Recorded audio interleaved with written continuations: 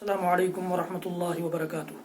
بسم اللہ الحمد للہ والصلاة والسلام علی رسول اللہ ومن تبعہ ووالاہ وبعد۔ محترم ناظرین و سامعین، اسلامی بھائیوں، دوستوں، عزیزوں، ماؤں اور بہنوں، آؤ نبی کی نماز سیکھیں سیریز کے اس ویڈیو میں آج باری ہے اذان کے بعد کی دعا کی۔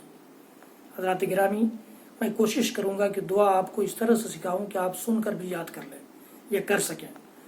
اللہ کے نبی صلی اللہ علیہ وسلم کی حدیث گرامی ہے کہ جب تم مؤذن کو اذان دیتے ہوئے سنو تو جس طرح مؤذن کہتا ہے اسی طرح کہو، ثم صلوا علیہ، پھر میرے اوپر درود پڑھو۔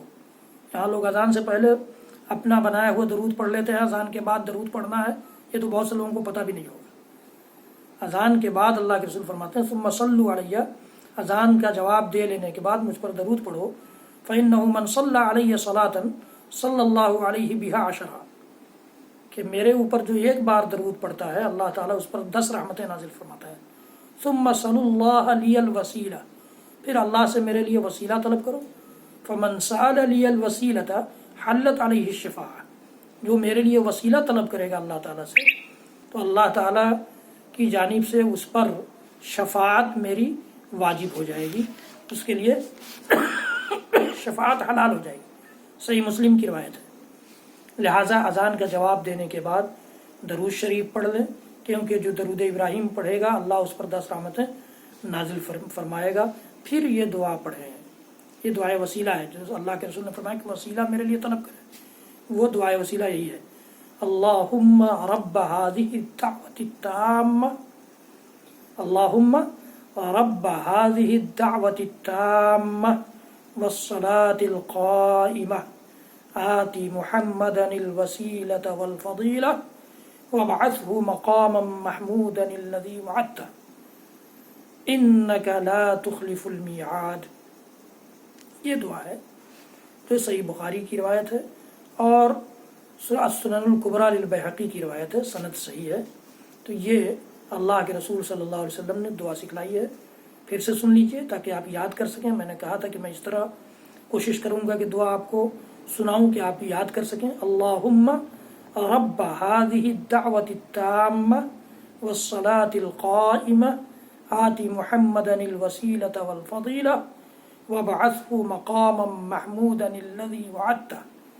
بعض روایتوں میں انک لا تخلف المیعاد کا بھی اضافہ صحیح سند سے ثابت ہے، جس کا مطلب کیا ہوتا ہے، اللہ اس کامل دعوت اور کھڑی ہونے والی نماز کے رب محمد صلی اللہ علیہ وسلم کو مقام وسیلہ اور فضیلت عطا فرما اور انہیں مقام محمود پر فائز فرما، جس کا تو نے ان سے وعدہ کیا ہے، بے شک تو وعدہ خلافی نہیں کرتا۔ یہ دعا ہے اذان کے بعد کی، درود کے بعد اس دعا کو پڑھ لینا چاہیے۔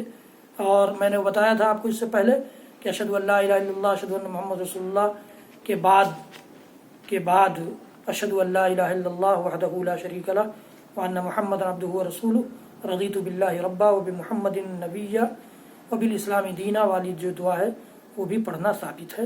اگر ہم اس وقت نہ پڑھ سکیں تو اس وقت پڑھ سکتے ہیں۔ اس کے ساتھ یہ اذان کے بعد کی چند دعائیں ہیں، یہ رب العالمین ہم سب کو توفیق دے کہ ہم اپنے نبی کی سنت کو زندہ کرنے والے بن سکیں، ورنہ نہ تو اذان کے جواب دینے کی سنت ہمارے ہاں زندہ ہے اور نہ ہی اذان کے بعد کی دعا پڑھنے کی دعا کی سنت زندہ ہے۔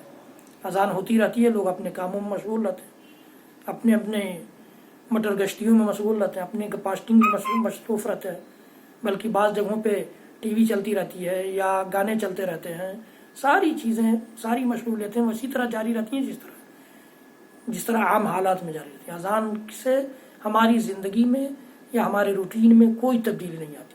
بعض جگہوں پر میں یہ دیکھتا ہوں کہ عورتیں دوپٹہ اپنے سر پر رکھ لیتی ہیں۔ دوپٹہ تو تمہارا ہے ہی اس لیے کہ تم اس کو ہمیشہ اپنے سر پر رکھو، کہ اذان کے لیے صرف سر پہ دوپٹہ رکھنا ہے، باقی نہیں رکھنا ہے۔ ایسا کچھ نہیں ہے، یہ لوگوں کا اپنا بنایا ہوا رواج ہے۔ رواج کو ختم کیجئے، سنت کو اپنائیے۔ رواج کو ختم کیجئے، سنت کو اپنائیے، اسی میں کامیابی ہے۔ اذان اور اقامت کے درمیان دعا کرنا، اذان اور اقامت کے درمیان زیادہ سے زیادہ دعائیں کرنا چاہیے، کیونکہ رسول اللہ صلی اللہ علیہ وسلم نے فرمایا ہے لا يرد الدعاء بین الاذان والاقامہ، اذان اور اقامت کے درمیان دعا رد نہیں کی جاتی، ریجیکٹ نہیں کی جاتی، یعنی قبول ہوتی ہے۔ یہ سنن نبی داؤد کی روایت ہے، جامع ترمذی کی روایت ہے۔ اس لیے اذان اور اقامت کے درمیان موقع ملا ہے، مسجد پہنچ گئے ہیں یا گھر پہ ہی ہیں، تو دعا کرنے کی کوشش کرنی چاہیے، نہ کہ ایک دوسرے سے بات کرنے یا دنیاوی گفتگو میں اپنا وقت نکال دیں۔ حضرات گرامی، یہ ویڈیو بھی آپ زیادہ سے زیادہ تعداد میں لوگوں تک پہنچائیں تاکہ آپ کے لیے میرے لیے صدقہ جاریہ ہو۔ میرے چینل کو سبسکرائب کریں، بیل آئیکن ضرور دبائیں، لائک بھی کریں۔ رب العالمین ہم سب کو طہارت میں بھی، تیمم میں بھی، اور اذان نماز کے اوقات میں بھی، اذان کے سلسلے میں بھی اپنے نبی کی سنتوں کو زندہ کرنے والے لوگوں میں سے بنا لے۔ وصلی اللہ تعالی علی نبینا محمد وعلی آلہ وصحبہ وسلم۔ سبحان ربک رب العزت عما یصفون وسلام علی المرسلین والحمد للہ رب العالمین۔ والسلام علیکم ورحمۃ اللہ وبرکاتہ۔